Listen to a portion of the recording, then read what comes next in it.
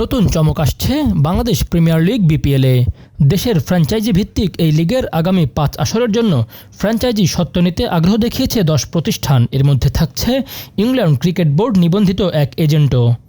বিপিএলের দলের স্বত্ব বিক্রির জন্য গত 12 অক্টোবর আগ্রহপত্র জমা দেওয়ার বিজ্ঞাপন প্রকাশ করে বিসিবি।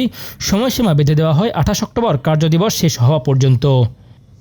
আগ্রহপত্র যাচাই বাছাই করার বৈঠকে বসেছেন বিপিএল গভর্নিং কাউন্সিলের সদস্যরা। যাচাই বাছাই করে চূড়ান্ত করা হবে দল সংখ্যা।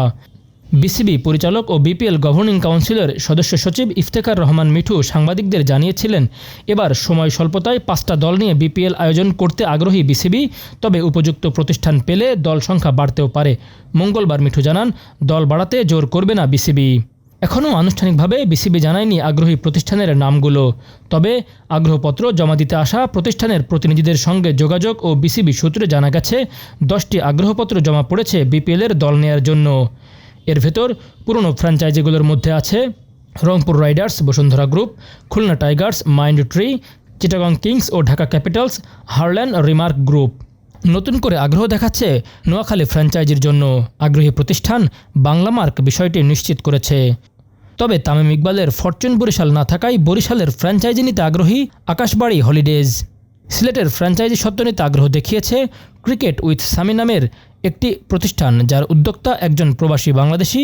তার ওয়েবসাইটে প্রাপ্ত তথ্য অনুযায়ী ইংল্যান্ডে বসবাসরত মাহিদুল ইসলাম সামি ইংল্যান্ড ক্রিকেট বোর্ডের নিবন্ধিত একজন এজেন্ট। তার মাধ্যমে অনেক বাংলাদেশি ক্রিকেটারই ইংল্যান্ডের বিভিন্ন লিগে খেলার সুযোগ পেয়েছেন।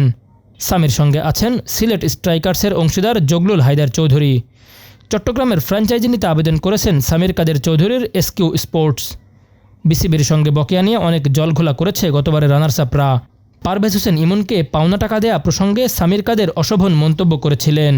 কোচ ইজাজ আহমেদ ও মেন্টর শহীদ আফ্রিদির টাকা না দিয়ে বিতর্ক সৃষ্টি করা সামির কাদের এবারও দল নিতে আগ্রহী। এদিকে দেশ ট্রাভেলস ও নাবিল গ্রুপ দেশের পরিবহন খাতের দুই বড় প্রতিষ্ঠান উত্তরবঙ্গের প্রাণকেন্দ্র রাজশাহীর ফ্র্যাঞ্চাইজি নিতে আগ্রহী।